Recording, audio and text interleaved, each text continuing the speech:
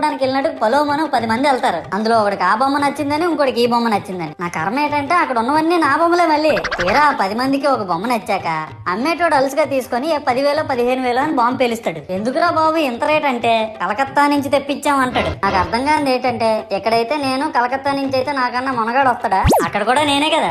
ఇలా నన్ను బజార్లో పెట్టి బేరం ఆడి నా మొహానికి ముసుగేసి వ్యాన్ ఎక్కిస్తారు. ఆ వ్యాన్ డ్రైవర్ గాడు నేను ఉన్నానని కూడా చూడకుండా ఏదో ఆలోచించుకుంటా డ్రైవ్ చేస్తా గతకల్లో గబ్బి గుబ్బి అని తించేసి నా కాల్లో చెయ్యి ఇరగొట్టేస్తాడు. ఈ విషయం చందాలు ఇచ్చిన చిన్నోళ్ళకి తెలిస్తే మళ్ళీ ఇరిగిపోయిన బొమ్మ పెట్టకూడదని ఏ బొమ్మ రాసి కవర్ చేసేస్తాడు. సరేలే జరిగిందేదో జరిగింది, నా భక్తులే కదా కూల్ బ్రో అని చిల్లయ్యే లోపు నన్ను పందిర్లో పెట్టి ముసుగు తీసి నాకన్నా పొడుగుండే సౌండ్ బాక్సులు 2 నా చెవులు పక్కన పెట్టి డీజే గణేష్ బ్రో అని చెప్పి నా పాటలను కూని చేస్తారు. సరేలే పిల్లలు కదా ఇప్పుడు కాకపోతే ఎప్పుడు ఎంజాయ్ చేస్తారు, కాసేపట్లో పూజ స్టార్ట్ చేస్తారని వెయిట్ చేస్తా ఉంటే ఆ 5 రూపాయల వ్రతకల్పన బుక్ చూస్తే ఎక్కడ లేని కోపం వస్తుంది. ఏరా నాకు అర్థం కాదు, ఎన్ని సంవత్సరాల నుంచి